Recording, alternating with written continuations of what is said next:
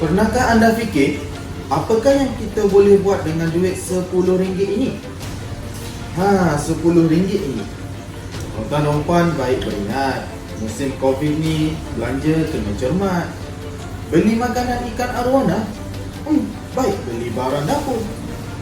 Beli rokok, bahaya, tak baik untuk kesihatan. Beli ayam KFC, mana cukup. Beli Maggi, bolehlah.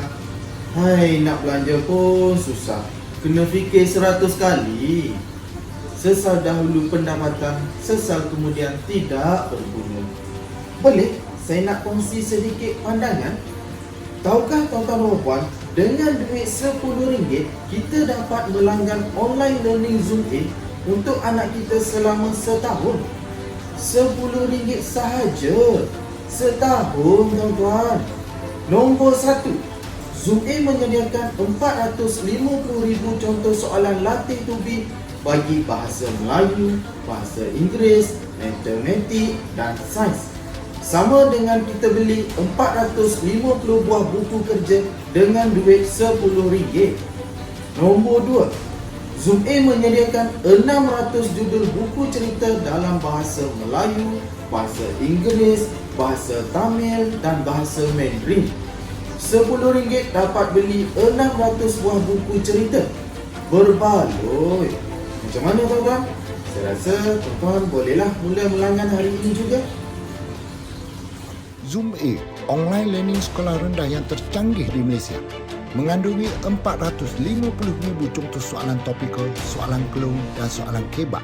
Langganannya paling murah, hanya RM10 setahun. Anak anda mampu hebat, anak anda berhak hebat. Oleh itu, jangan melesekkan setiap peluang mereka untuk menjadi hebat. Anda boleh menjawab soalan online ini dengan menggunakan komputer atau telefon pintar. Zoom A bertindak sebagai penjana kecemerlangan akademik untuk sekolah SK, SJKC dan juga SJKT. Boleh diguna pakai oleh semua murid dari tahun 1 hingga tahun 6. Soalan-soalannya meliputi semua subjek teras, iaitu bagi bahasa Melayu, bahasa Inggeris, matematik dan sains. Murid-murid boleh menjawab soalan mengikut aras yang dikehendaki, iaitu senang, sederhana ataupun susah. Portal Zoom A bersifat interaktif kerana menyediakan huraian dan talian hayat, seolah-olah ada 4 orang guru sentiasa membimbing mereka. Ini dapat menambahkan minat murid untuk terus belajar dengan lebih berkesan. Pengisian Galeri A merupakan perpustakaan digital di alam maya. Galeri A mengandungi 600 judul cerita dalam bahasa Melayu, bahasa Inggeris, bahasa Mandarin dan bahasa Tamil. Murid-murid kita dapat melaksanakan program nilam di rumah atau di mana-mana sahaja mereka berada pada bila-bila masa.